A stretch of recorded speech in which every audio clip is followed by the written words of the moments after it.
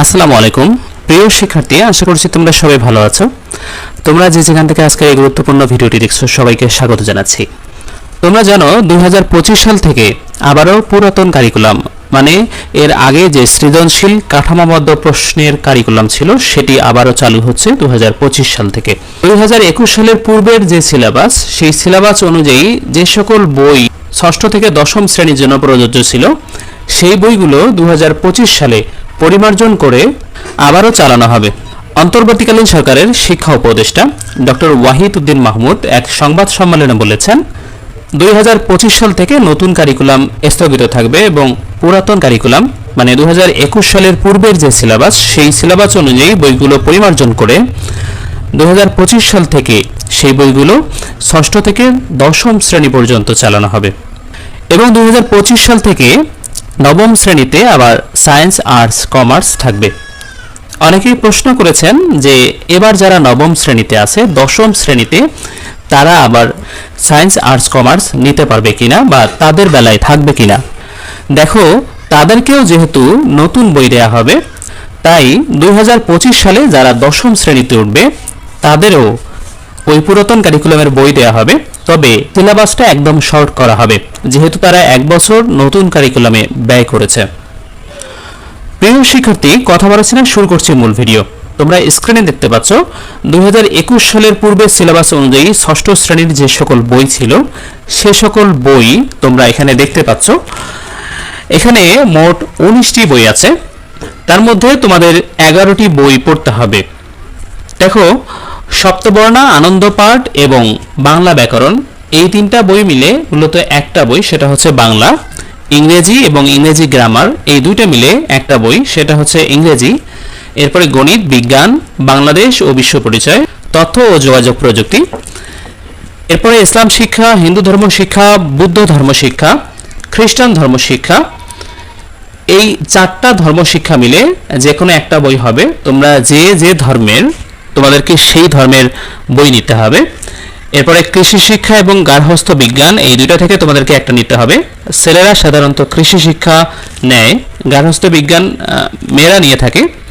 তবে যারা কৃষি শিক্ষা এবং গার্হস্থ্য বিজ্ঞান এই দুটার মধ্যে একটা পছন্দ করো, যে কোনো একটা নিতে পারো।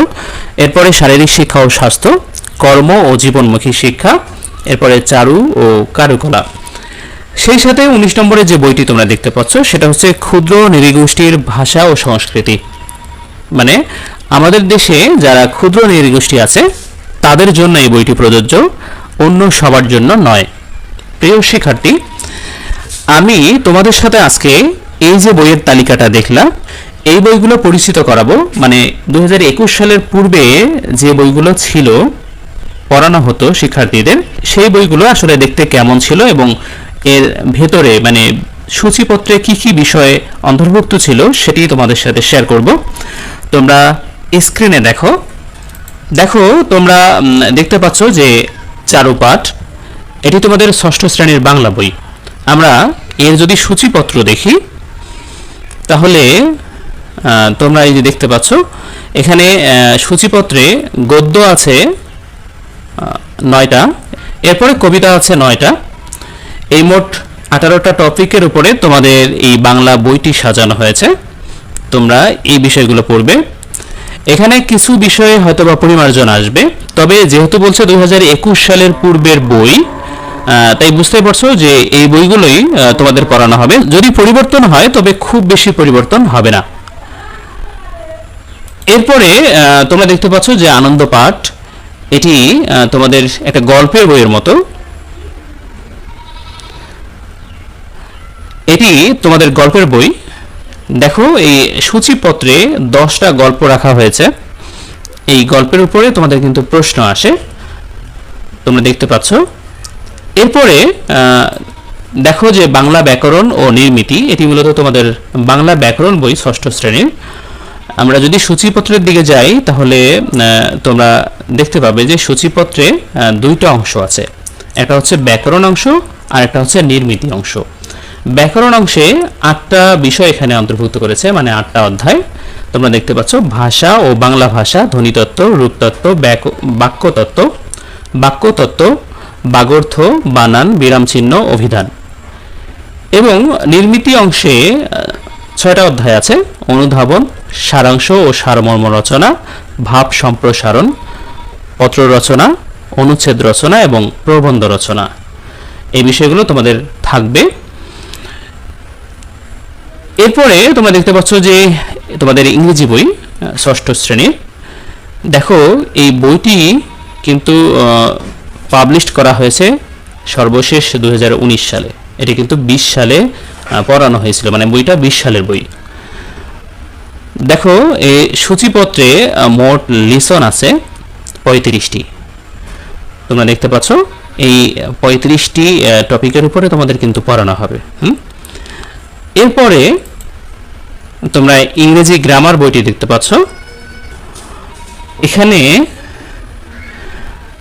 যদি আমরা সূচিপত্র দেখি, এখানে কিন্তু সেকশন আছে, মানে পার্ট আছে দুইটা।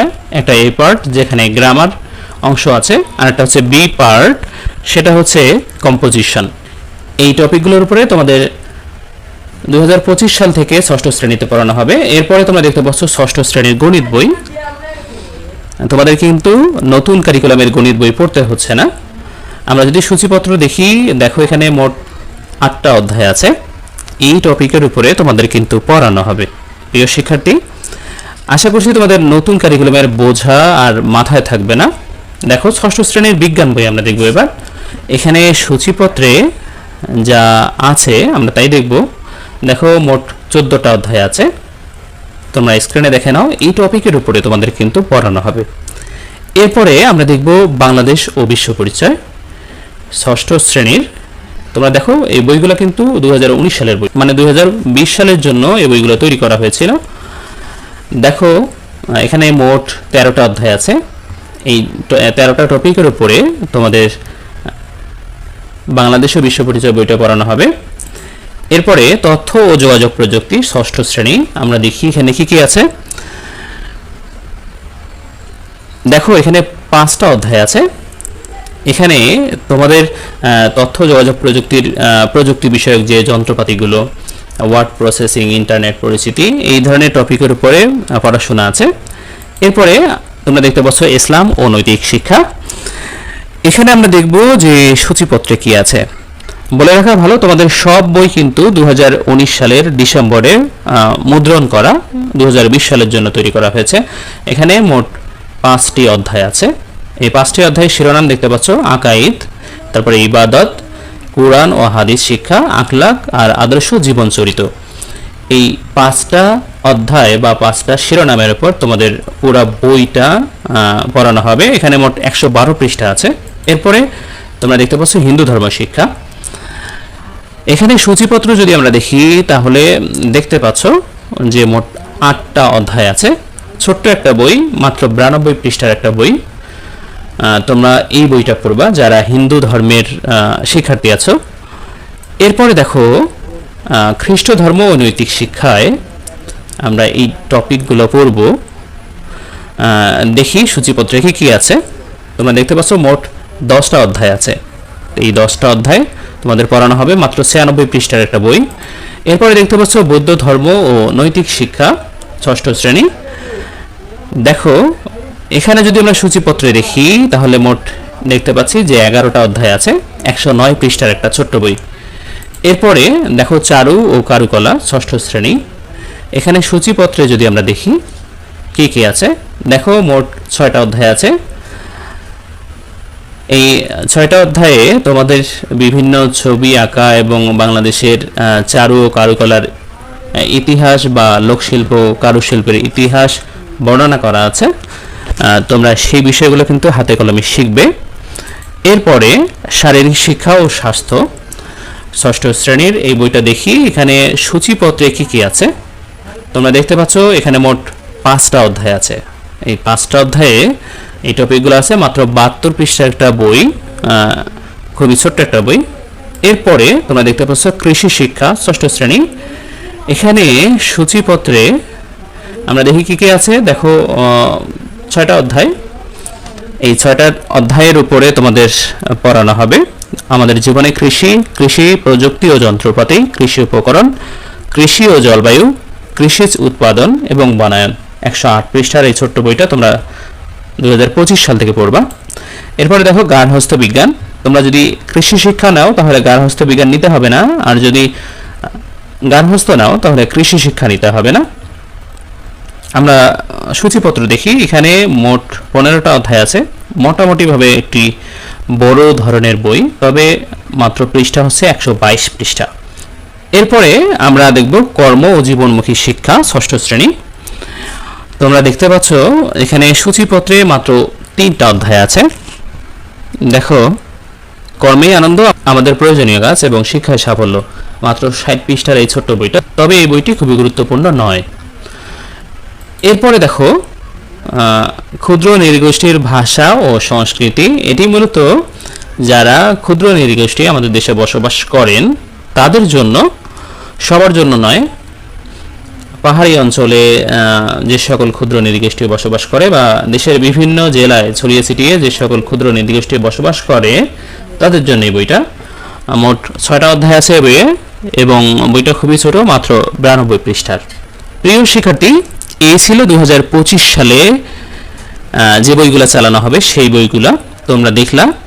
আশা করছি 2025 সালে নতুন কারিকুলাম বাদ দিয়ে এই পুরাতন কারিকুলামে খুবই ভালোভাবে পড়াশোনা করতে পারবে।